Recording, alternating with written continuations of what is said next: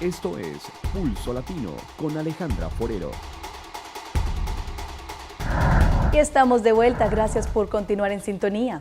El mes de noviembre es el mes para crear conciencia sobre la diabetes y por eso Ibiza, conjuntamente con el Departamento de Salubridad Pública, están organizando diferentes actividades. En conexión con el mes de la concientización de la diabetes, Ibiza y el Departamento de Salubridad Pública quieren enviar el mensaje a la comunidad de la isla sobre cómo llevar una vida más saludable y prevenir la diabetes. El 14 de noviembre es el Día Mundial de la Diabetes y en Aruba se conmemorará con una semana informativa desde el 10 al 14. El bus de la salud de Ibiza estará en diferentes supermercados para concientizar, hacer test de salud, evaluar los riesgos de conseguir diabetes y ofrecer consejos a la comunidad. El servicio y los consejos del bus de salud de Ibiza son completamente gratis. En Cartagena, Colombia, un ciudadano molesto por la placa en la que se homenajeaba a los ingleses que pretendían saquear la ciudad, decidió derribarla a martillazo limpio. Carlos Cataño nos amplía esta noticia. La decisión del alcalde era desmontar la placa de la discordia, donde se reconocía el valor y el sacrificio de la Legión Británica, que intentó sin éxito tomarse por asalto a Cartagena hace 273 años. Sin embargo, ni el anuncio acabó con la indignación del ingeniero Jaime Rendón. Los honores se le rinden es al vencedor y al defensor de la ciudad, no a quien vino a matar y a saquear la ciudad. Por eso, se anticipó al desmonte autorizado por el mandatario y decidió demolerla a martillazos. Si la van a demoler, pues el primer martillazo se lo pego yo, ¿sí? No sé, lo que le estoy es ahorrando trabajo. No quería que ese gusto se lo diera a otro.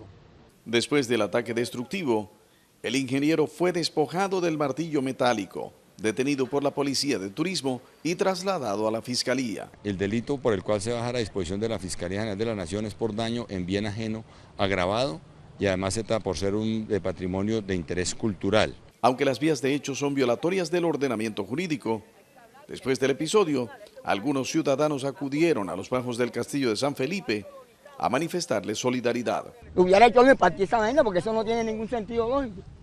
No le presta ningún beneficio ni a la comunidad, ni a la sociedad, ni a la querida Colombia. El ingeniero Márquez es un activo defensor del ambiente, los caballos cocheros y recio opositor a las faenas taurinas. El Congreso de Colombia advirtió que el país no estaría preparado para enfrentar un eventual caso de ébola. Según los informes de especialistas en esta enfermedad, el hacinamiento en las clínicas y hospitales provocaría un mayor contagio. Además, se advirtió durante un debate que los controles aéreos y marítimos no son suficientes.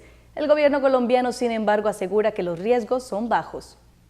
Desde el Congreso se lanzó una voz de alerta por las insuficientes medidas de prevención para evitar el ingreso a Colombia del virus del ébola, tanto en la llegada de vuelos procedentes del África como inmigrantes ilegales por vías marítimas.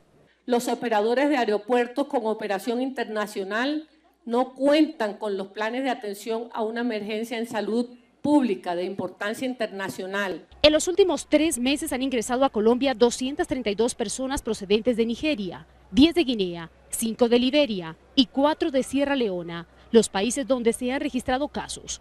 Mientras que del continente africano han ingresado 3.245 viajeros. Sin embargo, el ministro de Salud, Alejandro Gaviria, sostiene que Colombia tiene bajo riesgo de contagio. Y uno no podría decir que estamos absolutamente preparados para lidiar con ese caso. Yo creo que la preparación es mejor que la que tenemos. En cuanto a los inmigrantes ilegales, asegura el ministro que el periodo de incubación del virus, que va desde 12 a 21 días, no generaría riesgos para el país. Que un inmigrante ilegal entre con el virus asintomático, desarrolle los síntomas en Colombia y contagie a una persona. Ese es un evento casi con probabilidad cero. Eso no implica que no nos puede llegar. Y recordó los síntomas. Es una aparición súbita de fiebre, debilidad intensa, dolor en los músculos de cabeza y de garganta. De acuerdo con el ministro de Salud, la probabilidad de contagio del país es baja y la mortalidad de la enfermedad llegaría al 55%.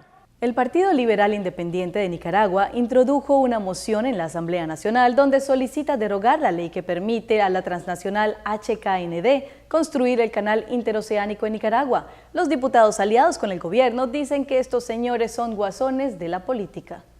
En la primera secretaría de la Asamblea Nacional, diputados de la bancada del PLI, encabezados por Eduardo Montealegre, presentaron la iniciativa de ley que deroga la ley del régimen jurídico del Gran Canal Interoceánico, Ley 840. La oposición considera que la ley del canal atenta contra la soberanía nacional y contra los mandatos inconstitucionales. Nosotros creemos de que, aunque los diputados del PLI sean minoría en la Asamblea Nacional, 63 más 2 del PLC que sí votaron a favor, que esperamos que escuchen el sentir de la población y que escuchen las palabras de Sandino y que reflexionen, ya que ellos tanto mencionan a Sandino, que siempre se opuso a que se vendiera la soberanía, que fueran peleles de imperialismo. Pues hoy espero que escuchen las palabras de Sandino. Wilfredo Navarro calificó de ridícula la iniciativa. Dice que la ley presentada es una locurita, que no tiene lógica el proyecto de ley que ha presentado el PLI. Yo no sé cómo este señor se atreve a hablar en esos términos. Si Sandino fue un promotor del canal y le daba y quería que el canal no quedara en manos de los Estados Unidos. El gran problema de estos señores del PLI y la comparsa que lo acompañan es que si el canal lo estuvieran haciendo los gringos, entonces ellos estuvieran brincando en una patita. Pero como el canal no es de los gringos y el canal va a estar abierto a todos los países del mundo, por eso es que se oponen. Y la visión de Sandino era hacer un canal, pero fuera una cuestión exclusiva de los Estados Unidos. Estos señores están contra la historia, están contra la pared y por tanto se les mira como lo que son, guasones de la política. La ley del canal interoceánico tiene las mismas características de las que han presentado anteriormente: populismo, irresponsabilidad, desconocimiento y afán de protagonismo, y van a tener el mismo destino, no van a ser aprobadas y van a ser rechazadas. Este martes, la Comisión del Gran Canal Interoceánico nombró a 5 voceros locales de la comisión que se ubicarán en Rivas, Ometepe, Nueva Guinea, Bluefield y San Miguelito. En Acción 10, Jocelyn Rojas.